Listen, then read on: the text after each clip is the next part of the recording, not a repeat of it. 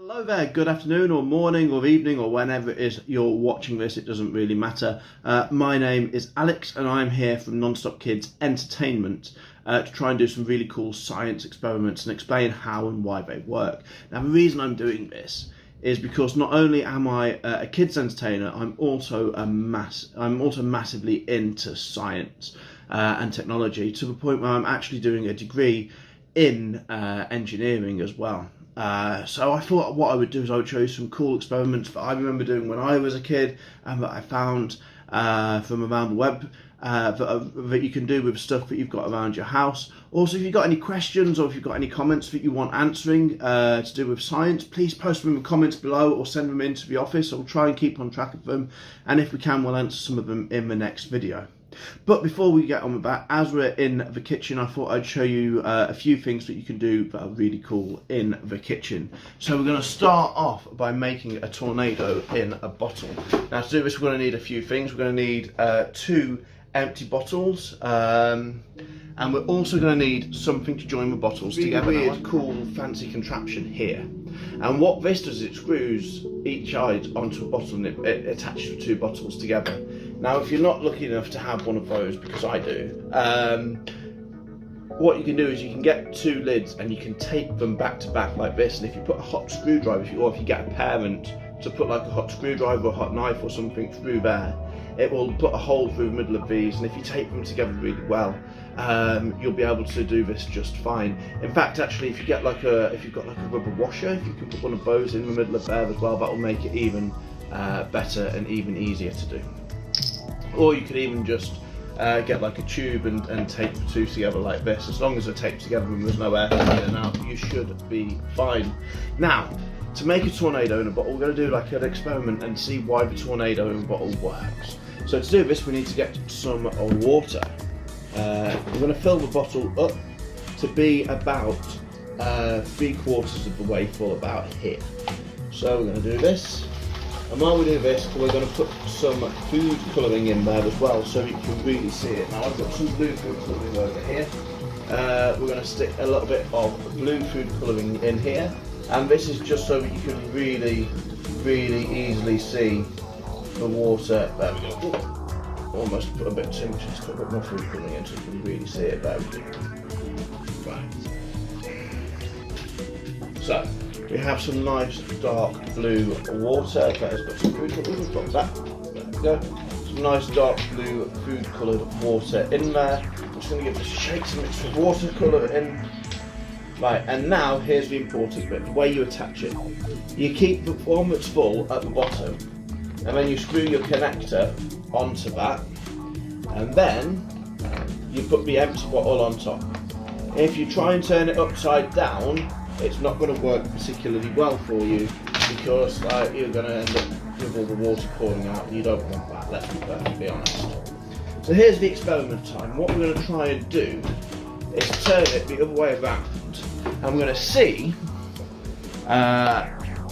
how fast it pours out with and without doing the tornado. I'm going to explain hopefully why this works. So we have here nice little bottles. We have this here. In fact, what I'm going to probably do is aim the camera a little bit higher. Maybe go a bit further back. There we go. Put it over here. You'll see it. So what we're going to do, we're going to turn it upside down, and if you look at the top one, you'll see the water start pouring out like this. Now, as you can see, it is pouring out, but it's pouring out really slowly, and it's very top heavy as well. I don't know if you can see this actually, but there's like little bubbles going up here like this, and the reason for that is because this bottom bottle is not actually empty, it's full of air. Now air, it's a gas, so you can't usually see it or smell it or feel it, but it is there, and it's in here. And for this water, when this water goes in, it tries to push the air out, and that air is trying to stop this water getting in. So what happens is the air goes through the water and goes to the top of the thing over here, and at the moment it's sort of, they're all getting in each other's way. The water is stopping the air getting out, and the air is stopping the water getting in. And that's why you're getting all of these bubbles, and it's just coming through in dribs and drabs. But if you shake it in a circle like this, what you can do is you can get like a mini tornado here. Can you see that? If I hold it up there, you can hopefully see like the mini tornado there. And what's happening now is instead of the water stopping the air and the air stopping the water, the air is coming up through the middle and the water is going down around the sides, and it's sort of going up and down at the same time. So whereas before, if you turn it upside down, and before, what you had is the air would have to go around the water and the air and the water and the air and the water. If you spin it like this, if you can do it, there we go. What you do is you have the air and the water going up and down at the same time. And that's exactly how a tornado works. What a tornado does is it has hot air on the bottom and cold air on the top. And they don't like being like that. So what the hot air does is it goes up and cold air comes down. And this is the most efficient way of doing it. This is the best way to get hot air from the bottom to go up to the top. And we'll do it again like this. If we turn it one more time like this, we turn it like this, and spin like this. There we go, you can see hopefully that works. Now this is also the same as when we plug hole drains as well, and whirlpools and things like that. This is exactly the same thing, just inside a bottle. And quite frankly, I could do this for the rest of the video, but I don't think you'd appreciate watching that, to be perfectly honest. So, we're going to move on to the next thing that we can do with some water and some bottles. We're also going to need one more thing with this. We're going to need some oil as well. So, let's put that over to the side, because now we have something else. What we're going to do is just going to take the label off the bottle so that you can see what's going on the inside of it. We don't get any copyright. So we have a bottle, we've got about a quarter of it filled with water. In fact, there we go, got about a quarter of it filled with water. And what we're going to do, we're going to take some oil, this is vegetable oil, and we're going to pour it inside the cup, inside the bottle even, until it is pretty much full.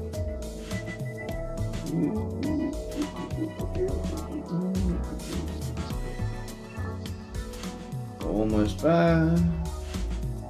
Right, okay, now. There we go. Now what we're going to do, we're just going to let that settle a little bit, because as you can see, there's sort of little water bubbles and stuff in there. And the reason, actually, you can see the oil is sitting on top of the water. And the reason for that is because the oil actually weighs less than what the water weighs. The oil is actually a lot lighter than the water. But while we're waiting for that to just settle a little bit, what I'm going to do quickly is show you something really, really cool. Because in a minute, we're going to use something called Alka-Seltzer. Now, your parents will probably have some of this. But you could also use things like Barocca and any other sort of fizzing tablet. Okay, you just want something that lets out some gas when you put it in water. Now we've got some Alka-Seltzer because this just gives out loads and loads and loads of it. But you don't need to use this.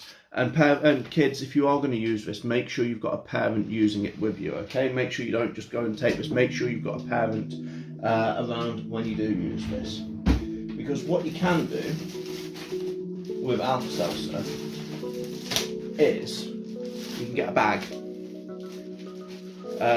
like this. You can actually put some water inside this bag. I'm going to do this in the sink because otherwise it's going to make a mess everywhere. There we go. What we can do, we can take a bag and we can put a little bit of water in there. Like this, so some water in the bottom of the bag.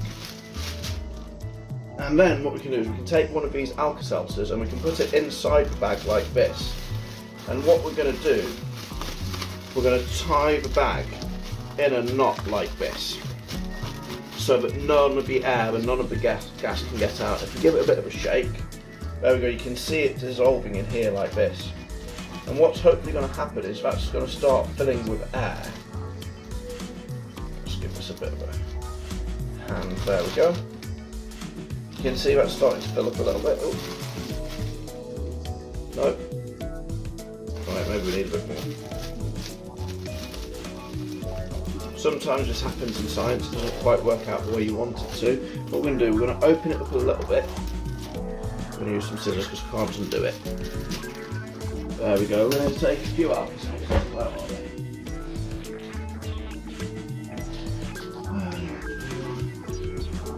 This time we're going to take 3 of them, and I can do this because I'm an adult.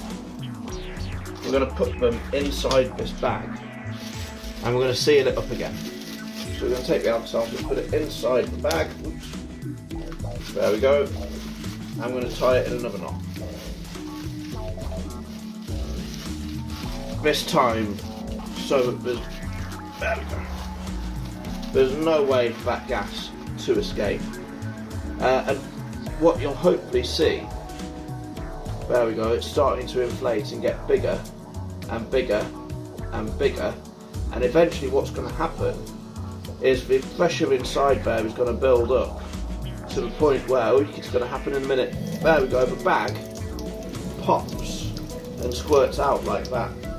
Now what you can do with that is if you get something like, if you ask your parents if they've got any old film canisters, or if you've got any bottles that have corks on them, what you can do is you can put Alka-Seltzers in there with some water, and you can put the lids on and they can explode and they can make sort of rockets and like sort of cork launchers and things like that. Anyway, back to this. We've now got our oil on the top and our water on the bottom, and they're sort of separated like that, which is really, really cool. And the reason that happens, as I said, is because the oil is lighter than the water. Now, I've got some more food colouring here. This is red food colouring. I'm going to put the red food colouring in here. Now what you can see, I don't know if you saw that, the red food colouring, it's sort of like dropping down like this. It's sort of got coated a little bit in oil as it goes down there like that. Now that's sort of cool in itself. In fact, I'll show you again, hopefully we'll do that on camera. We'll do a little bit more. Watch this, it goes in and it sort of becomes like a drop. Oh, and then it pops like that. Now that's sort of got coated in oil because the food colouring is less dense than the water. The food colouring weighs more than the water and less than the oil. So that's why that goes in there. And if you want to just speed up a little bit, you can tap it and give it a bit of a shake, and you'll see a little bit of red going in there. And what we're going to do now, we're going to take one of our Alka-Seltzers, one of our fizzing tablets, Bavocas, whatever it is you've got. We're going to take it and we're going to crumble it up a little bit, like so. Oops, there we go. We're going to take it, we're going to put it inside like this, put the lid on, and you can see that it's starting to bubble like this. And that is now forcing, there we go, you can see bubbling up through there like that. And the reason for that is the gas is going up through the water and it's taking some of the water up with it, and then it's falling back down because the water's heavier and it's going up like that, and that is how you make a really cool Alka-Seltzer lava lamp. So guys, I think I'm going to leave it there for the video today. That is how to make an Alka-Seltzer lava lamp like this using some oil and some water. We've made a really, really cool water tornado thing here with this, and you can turn it upside down and spin it like that. There we go, spin it. We have our really, really cool water tornado. We have our even cooler lava lamp, and we've also learned how to make a bag burst, or how to make an Alka-Seltzer rocket, they used to call it. If you ask your parents to get one of the old camera film canisters, put some water in there, put an Alka-Seltzer in there, and it will shoot up. Make sure if you do that, you do it outside though, and make sure you don't look over it like that. Stand well back when you do it, because it does go up really, really quickly. Right, guys, I have been Unexplained from Non-Stop Kids Entertainment. Thank you very, very much for watching. If you've got any questions, comments, if you want anything explaining, if your kids, or if you've got homework that you don't understand and you want some help with it, if you put it in the comments or email it into the office, we'll try and help a few of you with homework or a few questions. Other than that, if you join me next week, I will have some more really cool science experiments that you can do at home. At some point we're going to go around seeing if we can work out what's acid and what is not. We're going to go and make a microscope as well, which I'm really looking forward to doing. We've got a few more cool things lined up for you. If you do stay on the Facebook page, there's going to be loads and loads of things that we're posting. We're posting stories, we're posting dances. I'm going to be doing some magic, other people are going to be doing some magic. I'm also going to be doing some really cool fun maths things as well a bit later on in the week, so please do stay tuned, keep watching, and please do try and fight boredom. Please do try some of these experiments. This is one of the things that you can try at home. Please do get your parents to help you do it with all the chart bits and everything like that. And remember, it is science, so you do need to write down what you find out as well. Thank you very, very much for watching.